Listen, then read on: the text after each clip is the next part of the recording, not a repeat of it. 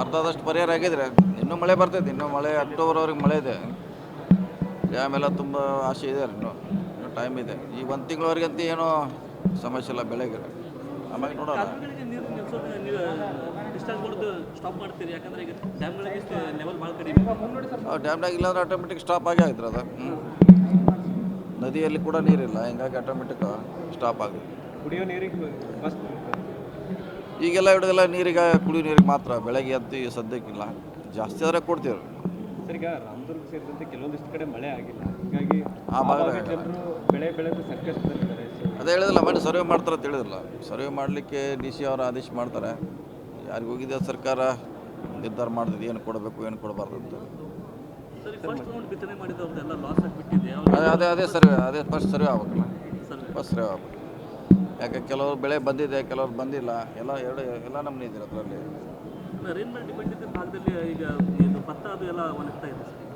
ಹಾಂ, ಆಗಿದೆ. ಅದನ್ನೇ ಸರ್ವೆ ಮಾಡಬೇಕು. ಸರ್ವೆ ಮಾಡೋದಕ್ಕೆ ಪರಿಹಾರ ಕೊಡಬೇಕು ಅಷ್ಟೇ. ಈಗ ಸಾಲ ಮನ್ನಾದ ಬಗ್ಗೆ ಸಾಕಷ್ಟು ಚರ್ಚೆ ಆಗ್ತಾಯಿದೆ. ಅದು ಗೊತ್ತಿಲ್ಲ, ಸರ್ಕಾರ ಮಾಡಬೇಕು. ಅದು ಸರ್ಕಾರದಲ್ಲಿ ಚರ್ಚೆ ಆಗಬೇಕು. ನಮ್ಮಂತಲ್ಲಿ ಇಂಡಿವಿಜುವಲ್ ಹೇಳಲಿಕ್ಕೆ ಆಗೋಲ್ಲ. ಸರ್, ಈಗ ಕ್ಯಾಬಿನೆಟ್ ವಿಸ್ತರಣೆ ಬಗ್ಗೆ ರಾಹುಲ್ ಗಾಂಧಿ ಅವರು ಬಂದಿದ್ದಾರೆ. 2-3 ದಿನದಲ್ಲಿ ಆಗ್ಬೋದು ಅನ್ನೋ ನಿರೀಕ್ಷೆ ಇದೆ. ಗೊತ್ತಿಲ್ಲ ನನಗೂ. ನಾವು ಇಲ್ಲೇ ಅದ್ರ ಗೊತ್ತಿಲ್ಲ. ಬೆಂಗಳೂರು ಹೋದ್ಮೇಲೆ ಗೊತ್ತಾಗೋದು. ನೋಡೋಣ. ಆಗ್ತದೆ. ಯಾವಾಗ ಬೇಗ ಆಗ್ಬೇಕಂತ ಇದೆ ರೀ ಎಲ್ಲರದು ಅಭಿಪ್ರಾಯ. ಬೇಗ ಆಗಲಿ ಅಷ್ಟೇ. ಯಾಕಂದರೆ ಹರಿಪ್ರಸಾದ್ ಅವ್ರ ಹೆಸರು ಬರ್ತಾ ಇದೆ ಮತ್ತು ಕ್ಯಾಬಿನೆಟ್ ಸಲುವಾಗಿ KPCC ಅಧ್ಯಕ್ಷ ಇದ್ದಾಗ ಗೊತ್ತಿಲ್ಲ ಅದ್ರ ಬಗ್ಗೆ. ನಾವು ನೋಡೋಣ. ಬೆಳಗಾವಿ ಜಿಲ್ಲೆಗೆ 3 ಸಚಿವ ಸ್ಥಾನ ಬೇಕಂತ ಕೇಳಿದಾರೆ. ದೊಡ್ಡ ಜಿಲ್ಲೆ ಇದೆ, ಕೊಡಬೇಕು ರೀ. ದೊಡ್ಡ ಜಿಲ್ಲೆ ಇದೆ, ಕೊಡಬೇಕು. ಕೊಟ್ಟರೆ ಒಳ್ಳೇದಾಗುತ್ತೆ. ನೀವು ಯಾರಿಗೆ ನಾವು ಯಾರಿಗೆ ಶಿಫಾರಸು ಮಾಡಿಲ್ಲ. ಹೈಕಮಾಂಡ್ ಅದನ್ನು ತೀರ್ಮಾನ ಮಾಡ್ತಾರೆ. ಇಲ್ಲ, ನಮ್ಮ ಯಾರು ಸಂಪರ್ಕ ಮಾಡಿಲ್ಲ. ಅಂತಿಮವಾಗಿ ಹೈಕಮಾಂಡ್ ತೀರ್ಮಾನ ಮಾಡ್ತಾರೆ. ಕೆಲ ಶಾಸಕರು ನಿಮ್ಮ ಮೇಲೆ ಭಾಳಷ್ಟು ನಿರೀಕ್ಷೆ ಇಟ್ಟಿದ್ದಾರೆ ಸರ್. ನೋಡೋಣ. ಅದೆಲ್ಲ ಹೈಕಮಾಂಡ್ ಅವ್ರು ಮಾಡ್ತಾರೆ. ಯಾರು ಪಕ್ಷಕ್ಕೆ ಅವಶ್ಯಕತೆ ಇದೆ, ಮುಂದಿನ ಚುನಾವಣೆಗೆ ಯಾರು ಅನುಕೂಲ ಆಗ್ತಾರೆ, ಆ ದೃಷ್ಟಿ ಇಟ್ಕೊಂಡು ಮಾಡ್ತಾರೆ ಅಷ್ಟೇ. ಸಿದ್ದರಾಮಯ್ಯ ಅವರು ಮುಂದಿನ ದಿನಗಳಲ್ಲಿ ಪಕ್ಷ ಸಂಘಟನೆಯಲ್ಲಿ ತೊಡಗಿಸ್ಕೊಳ್ತಾರೆ ಅನ್ನೋದನ್ನು ಹೇಳಿದ್ರು. ನಾವು ಹಿಂದೆ ಹೇಳಿರಲ್ಲ ಅದನ್ನೆಲ್ಲ. ಹಿಂದೆ ನಾವು ಹೇಳಿದ್ವಿ, ಎಲ್ಲರೂ ಅದನ್ನೇ ಹೇಳ್ತಿದ್ದಾರೆ. ಈಗ 28ರಲ್ಲಿ ಚುನಾವಣೆಯಲ್ಲಿ ಇರ್ತಾರೆ. ಅವ್ರ ನೇತೃತ್ವದಲ್ಲಿ ಚುನಾವಣೆ ನಾವು ಕೂಡ ಹೇಳಿದ್ವಿ.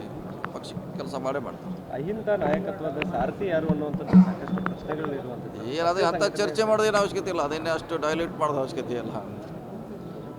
ಕಾಲಕ್ಕೆ ಅದು ಗೊತ್ತಾಗ್ತದೆ. ಯಾಕಂದರೆ ಸತೀಶ್ ಜಾರಕಿಹೊಳಿ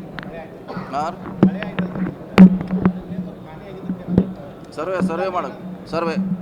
ಸರ್ವೆ ಆದಮೇಲೆ ಅದ್ರ ಬಗ್ಗೆ ಸ್ಪಷ್ಟವಾದ ತೀರ್ಮಾನ ಮಾಡ್ತಾರೆ.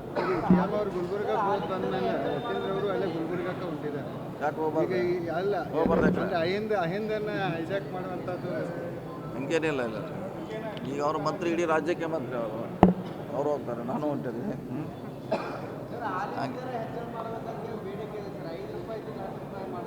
ಅದು ಗೊತ್ತಿಲ್ಲ. ನೋಡೋಣ. ಅದಕ್ಕೆ ಮಂತ್ರಿ ಬರಬೇಕು. ಮಂತ್ರಿ ಬಂದ್ಮ್ಯಾಗ ಡಿಸಿಷನ್ ತಗೋತಾರೆ. ಮಂತ್ರಿ ಯಾರು ಇಲ್ಲ ಈಗ. ನೋಡೋಣ. ಈಗ ನನಗೆ ಜಾಸ್ತಿ ಹೇಳಿದ್ದಾರೆ. DC ಅವ್ರ ಜೊತೆ ಮಾತಾಡಿ ಅದಕ್ಕೆ ಪರಿಹಾರ ಕಂಡುಕೊಳ್ತೀವಿ. ಓಕೆ. ಏನು ಜಿಲ್ಲೆ ಒಳಗೆ ಸುಗಮವಾಗಿ ನಡೀತಾ ಇದೆ. ಇನ್ ಟೈಮ್ನಾಗ ಬಹುಶಃ ಎಲ್ಲ ಕಂಪ್ಲೀಟ್ ಆಗ್ತವೆ. ಯಾಕಂದರೆ ಮ್ಯಾಪಿಂಗ್ ಏನಾಗಿದೆ ಅಷ್ಟನ್ನು ಮಾಡಲಿಕ್ಕೆ ಎಲ್ಲ ಉತ್ಸುಕರಾಗಿದ್ದಾರೆ. ಮುಗಿತದೆ. ರಾಜ್ಯ ಸರ್ಕಾರ ದುರ್ಬಳಕೆ ಮಾಡ್ಕೊಳ್ತಾ ಇದೆ. ಅದೇನು ಗೊತ್ತಿಲ್ಲ. ಅದು BJP ಅವ್ರು ಮಾಡ್ತಾ ಇದ್ದಾರೆ.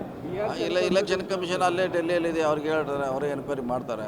ಯಾವುದು ಸಮಸ್ಯೆ ಆಗಿದೆ, ಎಲ್ಲಿ ಗೊಂದಲ ಆಗಿದೆ ಮಾಡಲಿ. ಅವರು ಹೆಂಗಾರು ಈಗ ದೂರು ಕೊಟ್ಟಿದ್ದಾರೆ. ಅದ್ರಾಗ ಎನ್ಕ್ವೈರಿ ಮಾಡಲಿ. ಬೆಳಗಾವಿಯಲ್ಲಿ 3 ದಿನ RSS ಸಭೆ ಆಯಿತು. ಸಭೆಯಲ್ಲಿ ಕೆಲವೊಂದಿಷ್ಟು ವಿಚಾರಗಳು ಚರ್ಚೆಗೆ ಬಂದಿದೆ. ಜನಸಂಖ್ಯೆ ಅಸಮತೋಲನ ಇರ್ಬೋದು, ಜೊತೆಗೆ ರಾಮ ಮಂದಿರ ವಿಚಾರ ಇರ್ಬೋದು, ಜೊತೆಗೆ RSS ಟೀಕೆ ಯಾರು ಮಾಡ್ತಾರೆ ಅವ್ರಿಗೆ ಉತ್ತರ ಕೊಡೋದಿಲ್ಲ. ನೇರವಾಗಿ ನೀವು ಸಂಘಟನೆ ಮೂಲಕ ಉತ್ತರ ಕೊಡಿ ಅನ್ನೋದು. ಯಾರು ಹೇಳಿದ್ರು? ನಿಮ್ಗೆ ಯಾರು ಹೇಳಿದ್ರೆ? ಪ್ರೆಸ್ ಮನೆಗೆ ಹೇಳಿದ್ರಾ? RSS ಏನು ಹೇಳೋ ಹೊರಗಡೆ ಬರೋಲ್ಲ.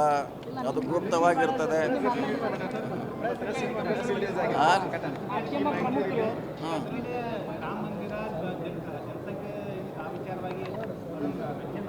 ಜನಸಂಖ್ಯೆ ಹೆಚ್ಚಾಗ್ತಿದೆ, ಸವಾಲುಗಳು ಏನೇನುಗಳಿದ್ದಾವೆ? ಬಗ್ಗೆ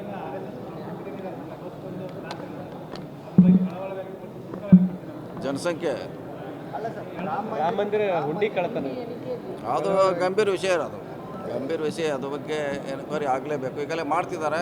ಅದು ಸರಿಯಾದ ದಿಕ್ಕಿನಲ್ಲಿ ಯಾರು ದೋಷಿದಾರ ಅವ್ರು ಟಾರ್ಗೆಟ್ ಮಾಡಬೇಕು ಅವರು.